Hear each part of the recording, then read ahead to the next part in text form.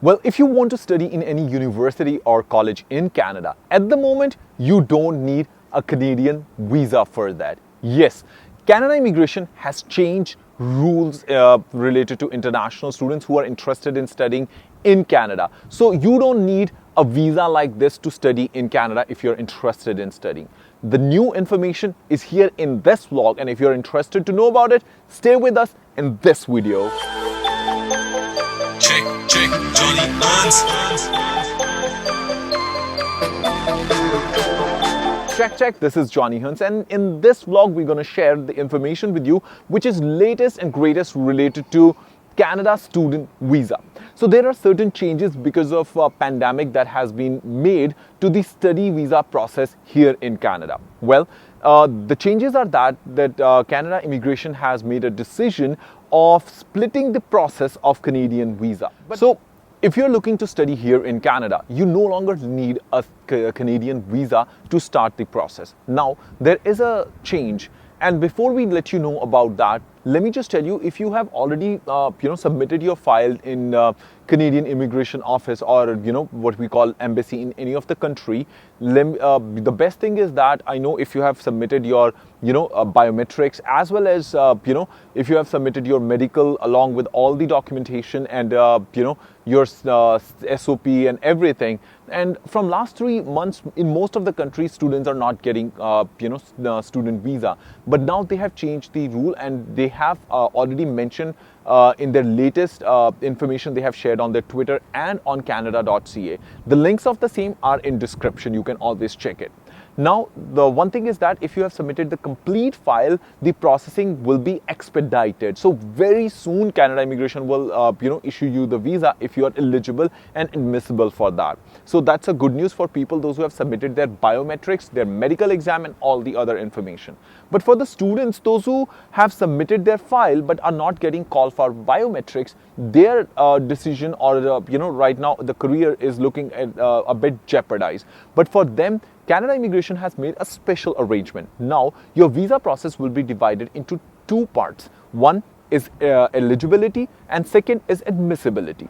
The first process will be eligibility checkup, in which once they determine that your program is relevant to what your vision is as per your SOP, your documents are all good, you have taken admission in a DLI approved institution of Canada, and you have sufficient funds to study, they will send you an email or a notification that your eligibility is met. So now you are all set to study in any of the university or college that you have selected to study in Canada. You can start your online education, and that online education will be considered part of your Canadian education and will be fully accounted for your postgraduate work permit. Whether it's 1 year postgraduate work permit or it's a 3-year postgraduate work permit, this time frame will be counted for that. Even if you do your 50% of education being in India, in Kenya, in Morocco, wherever you are, it will be considered as a part of your Canadian experience or Canadian education, and you will get full postgraduate work permit.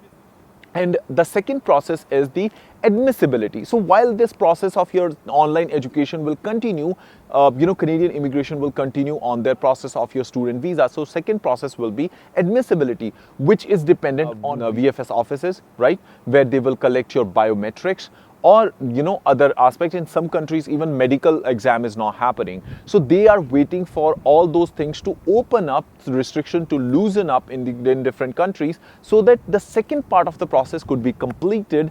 In the meantime, you can continue your education, right? So once you will get your biometrics done, your medical exam is done, your criminal record check is done, which is like a kind of formality. If we see like the type of students that come mostly to study in Canada, especially if we see like they're from anywhere between 18 years of age to 35 years, and in most cases like they have genuine background, so you don't have to worry about it. But yes, if you think you have some kind of questions, queries, or if you are like skeptical, like whether you have proper you have some kind of problem in your criminal background check, on in your medical or in something else, then I think you should not start studying in online, because once you start the process, college or university will charge you for that, right? And if you don't get your visa, you will not get money back for the time period that you have studied even online, because it is considered as a part of your beginning of your education.